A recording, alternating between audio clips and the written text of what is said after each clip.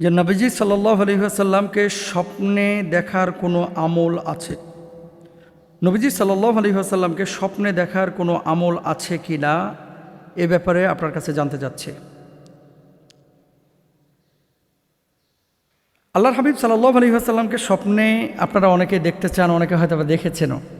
তো নবীজি সাল্লাল্লাহু আলাইহি ওয়াসাল্লাম এ কথা বলেন নাই যে আমাকে স্বপ্নে দেখতে চাইলে এ কাজটা বেশি করো। তবে হ্যাঁ, সালফে সালেহিনরা এবং আল্লাহর ওলিরা যারা আল্লাহর হাবিব সাল্লাল্লাহু আলাইহি ওয়াসাল্লামকে স্বপ্নে দেখেছেন তারা প্রত্যেকেই একটা আমল করেছেন এবং এই আমলের বদৌলতে হয়তো আল্লাহ সুবহানাহু ওয়া তাআলা পিয়ারা হাবিব সাল্লাল্লাহু আলাইহি ওয়াসাল্লামকে স্বপ্নে দেখিয়েছেন।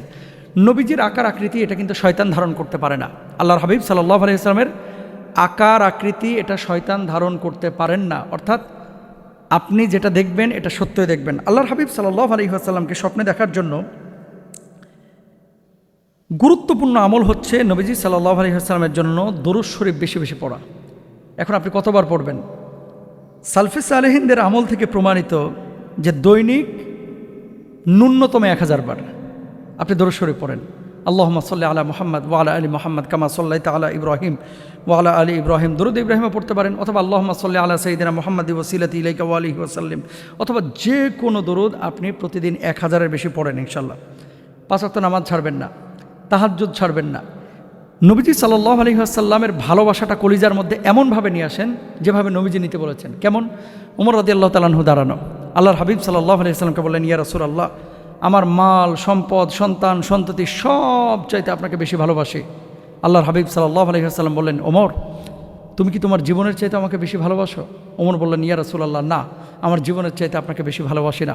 আল্লাহর হাবিব সাল্লাল্লাহু আলাইহি ওয়াসাল্লাম তখন বললেন, ওমর, যেহেতু তোমার জীবনের চাইতে আমাকে বেশি ভালোবাসো না, সুতরাং তুমি এখনো পূর্ণাঙ্গ ঈমানদার হতে পারো না। এখন আপনি আপনার জীবনের চাইতে পিয়ারা হাবিব সাল্লাল্লাহু আলাইহি ওয়াসাল্লামকে বেশি ভালোবাসবেন কিভাবে? নবীজি যেভাবে বলেছেন, নবীজি যেভাবে খেয়েছেন, নবীজি যেভাবে চলেছেন, নবীজি যে হালতে চলেছেন সেভাবে আপনাকে চলতে হবে। আপনার চলন বলন কথন, আপনার উঠা বসা সব কিছু সুন্নাহ মোতাবেক হতে হবে। আপনি মানুষের কষ্টের কারণ হবেন না। এই যে মাসনুন যে বিষয়গুলো, সুন্নাহের যে বিষয়গুলো, আমি দাড়িটা রেখেছি কিসের জন্য? সুন্নাহের জন্য। টুপিটা পরেছি কিসের জন্য? সুন্নাহের জন্য। জুব্বাটা পরেছি কিসের জন্য? সুন্নাহের জন্য। ফজরের সুন্নাত জোহরের সুন্নাত পড়ি কেন? হ্যাঁ, সুন্নাহের জন্য। মাগরিবের সুন্নাত কেন পড়ি? সুন্নাহের জন্য। আপনি যখন এইভাবে কাজ করবেন না, আল্লাহর হাবিব সাল্লাল্লাহু আলাইহি ওয়াসাল্লাম আপনাকে দেখা দিবেন ইনশাআল্লাহ তাআলা। রাত্রিবেলায় যখন ঘুমাবেন 2 রাকাত নামাজ পড়বেন, নামাজ পড়ার পরে আবার দরুদ শরীফ পড়তে পড়তে ঘুমিয়ে যাবেন। দেখবেন ইনশাআল্লাহ আল্লাহর হাবিব সাল্লাল্লাহু আলাইহি ওয়াসাল্লামকে স্বপ্নে দেখছেন।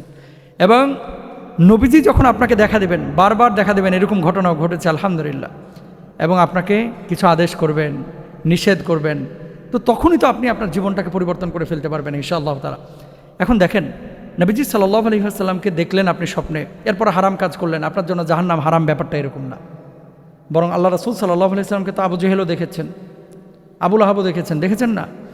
এখন পিয়ারা হাবিব সাল্লাল্লাহু আলাইহি ওয়াসাল্লামের সুপারিশের জন্য তার সুন্নাহ মোতাবেক জীবনযাপন করা, স্বপ্নে যদি দেখেন, এটা আল্লাহর পক্ষ থেকে আপনার জন্য পুরস্কার। জাহান্নাম হারাম হয়ে যাবে এবং এরপরে যা খুশি করতে পারবেন এরকম গ্যারান্টেড বিষয় আবার মনে করা যাবে না। আল্লাহ বুঝদান করুন।